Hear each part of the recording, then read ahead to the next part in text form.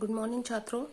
आज हम पाठ 5 जीवन की मौलिक इकाई के पेज 68 के क्वेश्चंस को डिस्कस करते हैं। पहला क्वेश्चन है इसमें, CO2 तथा पानी जैसे पदार्थ कोशिका से अंदर तथा बाहर कैसे जाते हैं, इन पर चर्चा करो। ठीक है। CO2 मतलब कार्बन डाइऑक्साइड तथा पानी का क्या सूत्र होता है? H2O। ठीक है बेटा। तो CO2 यानी कार्बन डाइऑक्साइड तथा पानी यानी H2O जैसे पदार्थ कोशिका से अंदर और बाहर कैसे जा सकते हैं, हमें इनके बारे में डिस्कस करना है। तो सबसे पहले तो एक बात है कि जैसे ये CO2 है यानी कार्बन डाइऑक्साइड, ये एक कोशिका के लिए एक अपशिष्ट होता है। अपशिष्ट मतलब वेस्ट होता है, जिसको समय समय पर इसको बाहर निकालना पड़ता है। अब ऐसा नहीं है कि ये वेस्ट है तो हमेशा इसको बाहर ही इसको निकालना पड़ेगा। कुछ कुछ अभिक्रियाएं ऐसी होती हैं कोशिका के अंदर जिनके लिए CO2 की आवश्यकता भी पड़ती है। तो किसी समय इनको क्या करना पड़ता है, CO2 को कोशिका से बाहर जाना पड़ता है, और अगर कोशिका के अंदर उसकी कमी हो जाए तो पर्यावरण से CO2 कोशिका के अंदर भी आ सकती है। ये सब कैसे होता है, इसी के बारे में हमें डिस्कस करना है। तो कोशिका से CO2 अंदर और बाहर विसरण प्रक्रिया द्वारा जाते हैं। विसरण प्रक्रिया क्या होती है?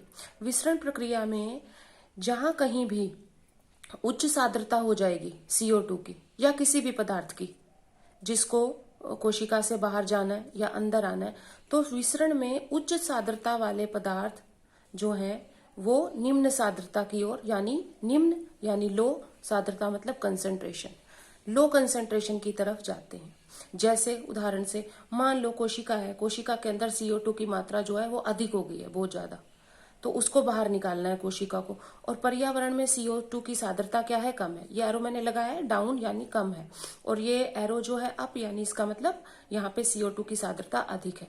तो विसरण प्रक्रिया हो जाएगी, यानी उच्च सांद्रता यहाँ अधिक है ना, तो यहाँ क्या हो गई है? High concentration. तो उच्च सांद्रता से निम्न सांद्रता यानी पर्यावरण में चली जाएगी CO2 कोशिका से निकलकर। ठीक है। तो कोशिका से CO2 अंदर और बाहर विसरण प्रक्रिया द्वारा जाते हैं। ठीक है। दूसरी बात आ गई पानी। पानी क्या हो गया? जल यानी H2O। अब H2O के जो अणु है यानी जल के जो अणु है वो परासरण द्वारा, यहाँ क्या था? विसरण, यहाँ क्या है? परासरण। परासरण द्वारा उच्च जल की सांद्रता से निम्न जल की सांद्रता की ओर जाते हैं। यहाँ भी क्या था? विसरण में उच्च सांद्रता से निम्न सांद्रता की ओर जाते हैं। परासरण में क्या है? उच्च जल की सांद्रता से निम्न जल की सांद्रता की ओर जाते हैं। तो दोनों में फर्क क्या है?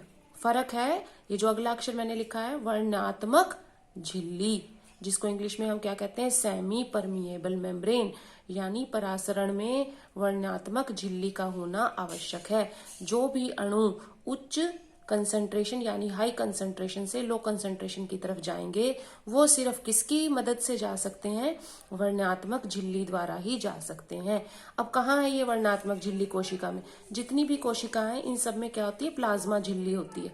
वो प्लाज्मा झिल्ली वर्णनात्मक झिल्ली का काम करती है। अब क्या होती है वर्णनात्मक झिल्ली? वर्णनात्मक झिल्ली एक ऐसी झिल्ली है जो केवल चुनिंदा पदार्थों को ही अपने में से गुजरने देती है। कोशिका के अंदर तो बहुत सारे पदार्थ हैं, अब ऐसा नहीं है कि सारे ही पदार्थ जो हैं वो इस वर्णनात्मक झिल्ली से निकल जाएंगे। सिर्फ कुछ ही पदार्थ इस झिल्ली से बाहर जा सकते हैं। तो जल के अणु परासरण विधि द्वारा जल की उच्च सांद्रता से निम्न जल की सांद्रता की ओर वर्णनात्मक झिल्ली द्वारा जाते हैं। ठीक है बेटा। अगला जो प्रश्न है ये देखो, यही आ गया, प्लाज्मा झिल्ली को वर्णनात्मक परागम्य झिल्ली क्यों कहते हैं? अभी हमने इसकी बात की थी कि जितनी भी ये कोशिकाएं हैं सब में क्या है? प्लाज्मा झिल्ली है। अब ये प्लाज्मा झिल्ली जो है वर्णनात्मक परागम्य झिल्ली क्यों है? वर्णनात्मक का मतलब सेमी परमीय, सेमी का मतलब क्या होता है? आधा। तो आधे यानी कुछ ही पदार्थ जो है झिल्ली में से बाहर जाएंगे। तो यहाँ देखो उत्तर लिखा है, प्लाज्मा झिल्ली केवल कुछ पदार्थों को अंदर व बाहर आने जाने देती है, सभी पदार्थों को नहीं।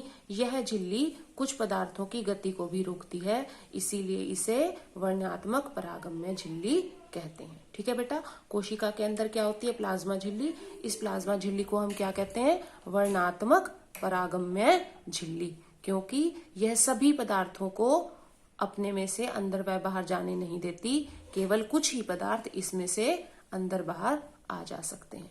ठीक है, तो आप इन प्रश्नों को अच्छे से समझ लेंगे और अपनी नोटबुक पे नोट कर लेंगे।